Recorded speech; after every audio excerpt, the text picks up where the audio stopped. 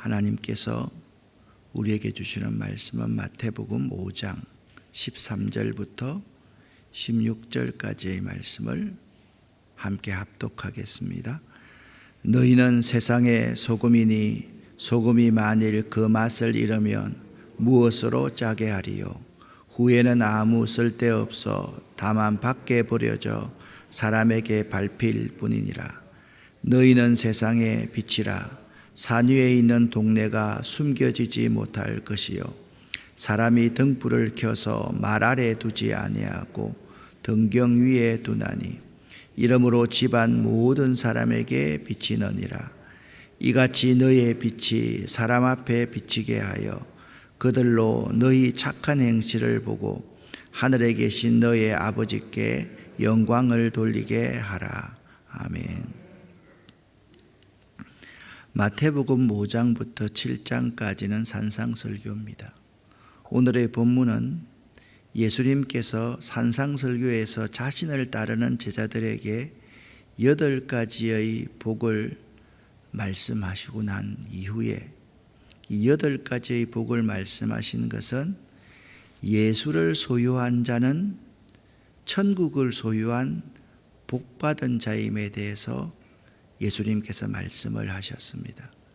그 후에 예수님은 자신을 따르는 제자들이 누구인가를 비유적으로 말씀하시기를, 하나는 너희는 세상의 소금이다, 다른 하나는 너희는 세상의 빛이다 라고 하셨습니다. 다시 한번 말씀을 드리면 자신을 따르는 제자들이 누구인가를 비유적으로 말씀하시기 위해서 너희는 세상의 소금이다, 너희는 세상의 빛이다 라고 말씀하셨습니다. 예수님이 이처럼 제자들에게 너희는 세상의 소금이다 라고 말씀하시면서 소금이 그 맛을 잃어버린다면 아무데도 쓸모없게 되어 밖에 버려져 사람들에게 짓밟히게 될 뿐이라고 말씀하셨습니다. 여기서 우리가 오해하지 말아야 하고 분명히 알아야 할 것이 있습니다. 너희는 세상의 소금이다, 너희는 세상의 빛이다 라고 말씀하실 때 제자들이 그 소금과 빛의 주체가 아니라는 것입니다. 즉 세상의 소금이신 예수님이 함께 하시는 자로 예수와 같은 소금이 되라는 것이요, 세상의 빛이신 예수를 따름으로써 어둠에 다니지 않고 생명의 빛을 얻은 자로서의 빛이라는 말씀입니다. 그러니까 예수님이 소금과 빛의 주체이십니다. 우리는 오해하기를 너희는 세상의 빛이다, 너희는 세상의 소금이다, 너희 착한 행실로 영광을 돌리라 라고 하니까 우리가 소금이 되고 빛이 되라 라고 말씀하시는 것 같지만 사실 그게 아니라는 것입니다. 예수가 소금이시며 예수가 빛이시므로 그분과 함께하는 제자는 그 속에 그분의 형상이 있는 자이니 그 또한 소금이며 빛으로 규정되고 있는 것입니다. 그러니까 오늘 본문에서 산상수훈을 마치고 8가지 복을 마치고 예수님께서 하시고자 하는 말씀은 뭐냐 하면 예수님은 소금이며 예수님은 빛이시다는 말씀입니다. 예수님을 따르는 제자는 예수님만이 그들의 주가 되시며 그의 하나님의 나라가 그들의 나라라는 말씀입니다. 예수님을 따르는 제자는 예수님이 세상의 소금이시며 예수님이 세상의 빛이심을 드러내는 자가 되어야 한다. 예수의 제자는 예수가 소금이심을 드러내는 자가 되어야 되고 예수가 세상의 빛이심을 드러내는 자가 되어야 한다라는 말씀의 의미입니다. 그런데 우리들은 내가 세상의 빛이다, 내가 소금이다 라고 여기니까 이 말씀이 사실 부담스럽게 여겨지고 은혜 아래에 있는 자가 아니라 세상의 윤리와 율법 아래에 있는 자가 되어버리고 맙니다. 예수님의 제자는요, 예수의 삶을 지향하는 자입니다. 예수님의 제자에게 중요한 것은 내가 중심이 아니라는 겁니다. 내가 결코 중심이 되어서는 안 된다라는 점입니다. 예수님이 중심이 되어야만 합니다. 제자는 항상 내가 세상의 빛이고 내가 세상의 소금이 아니라 예수님이 중심이 되어서 예수님이 세상의 빛이심을 드러내는 자가 되어야 되고 예수님이 세상의 소금임을 드러내는 자가 되어야 한다라는 말씀입니다. 우리는 이 말씀을 참 많이 오해할 때가 많이 있습니다. 어떻게 하면 예수를 배우고 어떻게 하면 예수를 따라가고 어떻게 하면 예수를 드러낼 것인가를 제자는 항상 생각할 수 있어야만 합니다. 어떻게 하면 내가 그 예수를 잘 배울까? 어떻게 하면 내가 예수만을 따라갈까? 어떻게 하면 예수만을 드러낼 것인가? 그 점을 항상 생각하며 하루하루를 살아야 되는 것입니다. 지난 한 해 동안을 한번 되돌아보시기를 바랍니다. 물론 내일 한 해를 회상하는 말씀을 여러분과 함께 나누게 될 것입니다. 여러분에게 질문을 합니다. 지난 한 해 동안 아름다운 교회와 우리들의 삶이, 우리들의 사업과 일터가 예수님이 중심이었습니까? 아니면 내가 내 삶의 중심이었습니까? 지난 한 해 동안 예수님을 잘 배웠습니까? 예수님을 바로 따라갔습니까? 예수님만을 드러내었습니까? 이 세 질문은 매우 중요한 것입니다. 여러분, 예수님 배우려고 발버둥을 치는 한 해였는가? 예수님을 바로 따라가기 위해서 발버둥을 쳤는가? 예수님만을 드러내고 나를 내려놓는 그러한 삶을 살았는가를 생각해 보자라는 말씀입니다. 내가 자꾸 이 세상에서 빛이 되려고 하고 내가 자꾸 소금이 되려고 하니까 여기에 우리는 죄인이기 때문에 엄청난 많은 모순들을 안고 있었다라는 말씀입니다. 예수님에게만 올 한 해 동안 영광을 돌렸는지를 한번 생각해 볼 수 있기를 바랍니다. 거듭 말씀을 드리지만 우리들은 자꾸만 내가 세상의 빛이 되어야 한다, 내가 세상의 소금이 되어야 한다라고만 생각을 했습니다.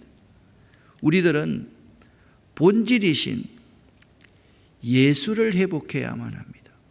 그러니까 여러분과 제가 이 자리에서 하나님 앞에 은혜를 사모한다는 것은 내 속에 예수를 회복해야 한다. 뭐냐? 예수가 본질이고 예수님의 삶을 따라가는 것이 맞습니다. 예수님께서 이 땅에 오셨을 때 하늘 영광을 버리고 이 땅에 오셨는데 말구유에서 그 인생을 시작하셨고 복음이 선포되어질 때는 예루살렘 왕궁에서 복음이 선포되어지는 것이 아니라 낮고 비천한 갈릴리에서부터 복음이 시작되었고 예수님께서 이 땅에서의 3년 동안의 공생애의 삶은 철저하게 하나님의 사랑을 실천하는 삶이었고 어떤 율법적인 그러한 기준보다 가난하고 불쌍하고 병든 사람을 긍휼히 여기는 마음으로 그들에게 다가가서 그들을 고쳐주었고 그들과 함께하였으며 예수님은 이 땅에서 살면서 십자가를 우리를 위해서 지시는 삶을 살으셨다라는 것입니다. 우리가 정말 회복해야 될 것은 뭐냐? 본질이신 예수 그리스도, 예수의 삶이 무엇인지를 바로 알고 그 예수를 알고 예수를 배우고 예수를 따라가는 삶을 살지 않으면 안 된다라는 것입니다. 아더 미다스 장로가 있었습니다. 그는 미국의 기독 실험인으로서 국민들의 존경을 받는 사람이었습니다. 그는 한때 미국의 10대 재벌 중의 한 사람이었고 한국의 대학생 선교단체에 50만 달러를 기증하고 7억 달러를 들여 선교재단을 설립하는 등 남을 돕는 일에 그의 온 물질을 사용했던 사람이었습니다. 어느 날 한 기자가 그에게 신앙과 인생의 성공 비결이 있다면 무엇이냐라고 물었습니다. 그는 주저하지 않고 나에게는 아주 간단한 5가지의 신앙 철학이 있는데, 첫째, 주일 성수, 둘째, 온전한 11조, 셋째, 하루의 첫 시간을 기도로 시작하는 것, 넷째, 내 가정의 주인을 예수님으로 모셔드리는 것, 다섯째, 시간과 돈을 선한 사업에 사용하는 것이라고 대답하였습니다. 저는 여러분과 제가 이 장로님처럼 아주 단순하지만 간단한 5가지의 신앙 철학을 따라서 한번 살아가 보았으면 좋겠다라는 생각을 해보았습니다. 주일 성수, 온전한 11조, 하루의 첫 시간을 기도로 시작하는 것, 내 가정의 주인을 예수님으로 모셔드리는 것, 시간과 돈을 선한 사업에 사용하는 것이라고 대답했습니다. 하나님은 우리들이 성공하기를 원하시는데요, 우리들이 하나님 앞에서의 성공을 원하십니다. 왜냐하면 하나님의 뜻에 순종하는 사람은 풍요로운 삶, 풍성한 삶을 누릴 수밖에 없기 때문입니다. 자신의 뱃속만을 차지는 부자는 부유할지는 몰라도 행복이 무엇인지, 하나님께서 나에게 왜 그런 축복을 주셨는지 그 의미는 알지 못하기 때문입니다. 여러분은 미다스 장로의 신앙 철학 중에 몇 가지를 실천하고 사십니까? 우리는요, 본질이신 예수 그리스도를 발견하고 본질이신 예수를 배우고 본질이신 예수를 따라가고 본질이신 예수를 드러내면서 삶을 살아야 된다. 그것이 너희가 세상의 빛이고 소금이다라는 그 의미라는 말씀을 드렸습니다.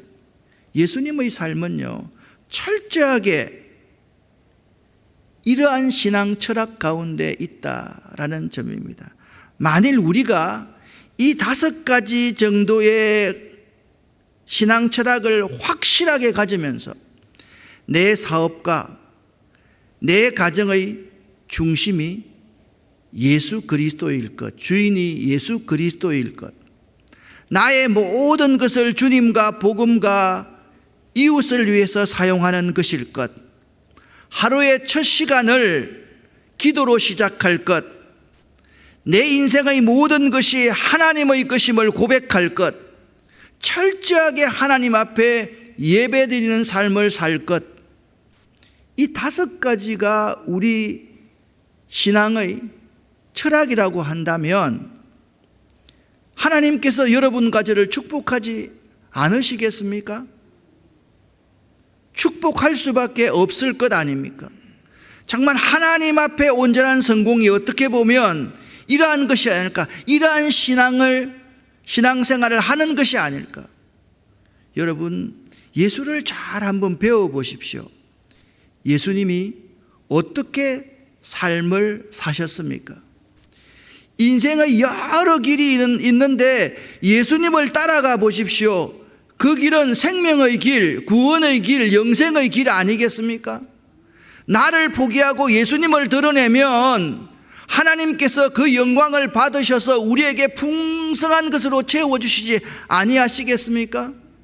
그분께만 영광을 돌려보십시오. 그분은 우리에게 30배, 60배, 100배로 축복하시지 않겠습니까?